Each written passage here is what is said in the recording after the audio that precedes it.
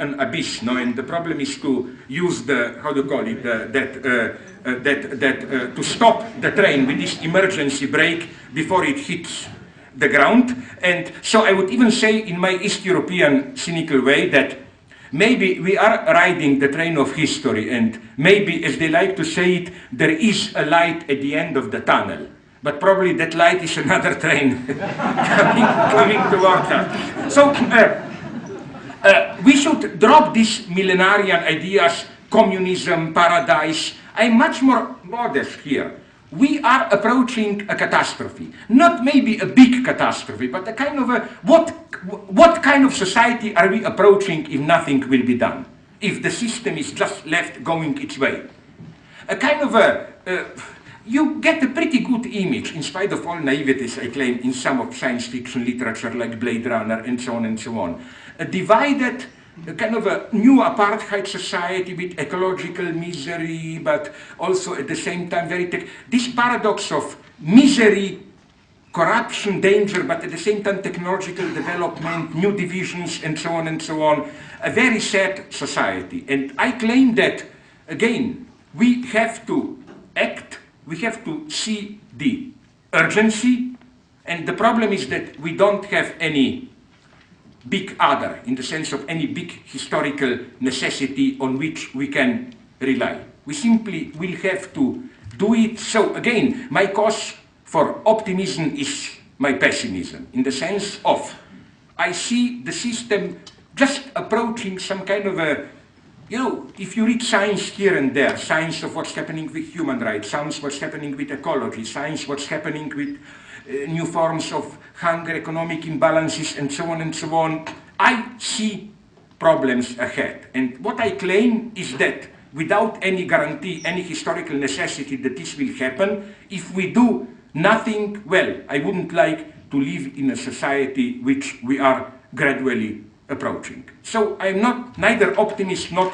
pessimist. I just think that we live in very interesting times. And as you know, in Chinese, this is a proverb, like when you really hate someone, you tell him, may you live in interesting times. Because interesting times in Europe were, for example, here with you. Your most interesting times were 39 to 45, probably, you know, like things really happened. No? So I think that we will have to reinvent something that I still want to call communism, which has to be totally redefined. Of course, we have to forget all these Leninist ideas of party state taking over, whatever, but it's still communism in the sense that, to put it in Marxist Hegelian terms, that it is, the core problem is that we are more and more emerging as subjects deprived of our symbolic substance, or biological substance, or whatever. I'm sorry that I don't have time to develop how it's, I will stop, how it's the same even with psychic diseases. The big new forum are so-called today post-traumatic disorders. I will not go into theory now, but you know what are basically these disorders? It's precisely the disorders where under the pressure of some terrifying shock, it can be natural shock, illness, Alzheimer, rape, whatever, you survive, but as an empty subject.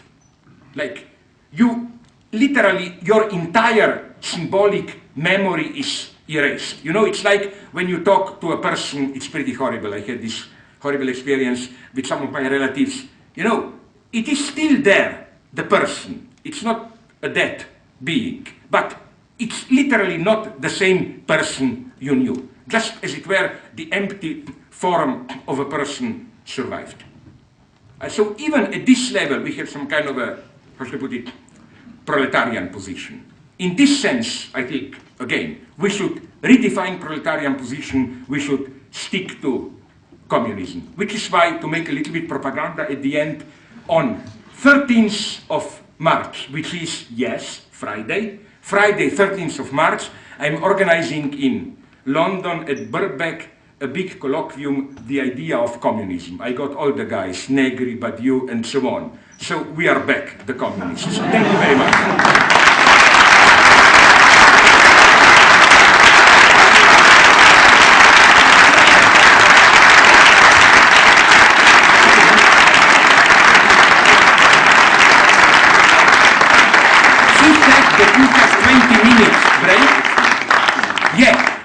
I will put it like this. He told me, let's make it 15.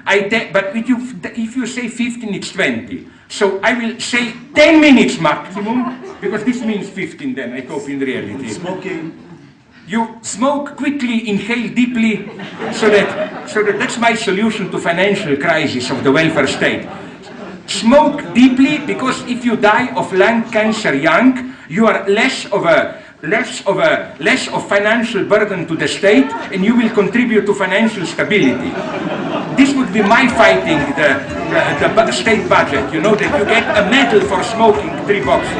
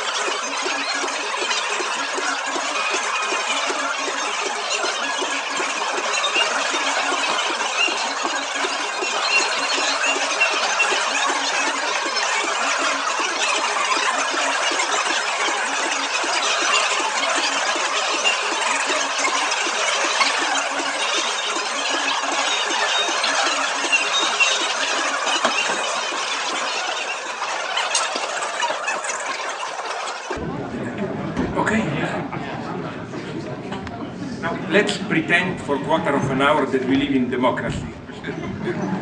You ask questions.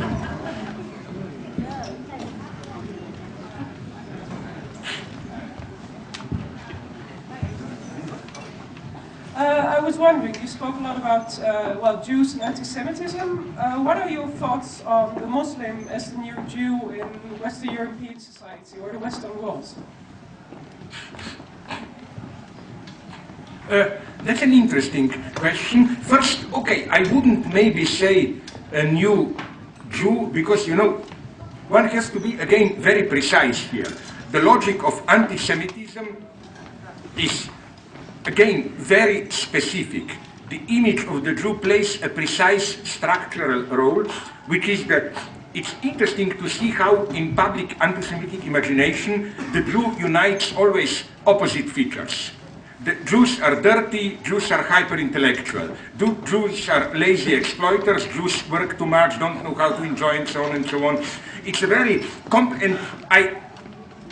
also, what is crucial about the Jews is that they are outside, but at the same time unrecognizably close to us. Which is why, if you look at the Nazi hierarchy, you have the hierarchy of races. You have on the top Germans, Aryans, then I don't know, Germans, then Latin, then Slavs, blah, blah, blah. At the bottom, probably, I don't know, blacks, Indians, whatever. But it's a hierarchy. And the German Nazi idea was not kill them all, but re-establish the proper pyramid. But Jews are not at the bottom. Jews are a kind of a strange double of the Germans themselves.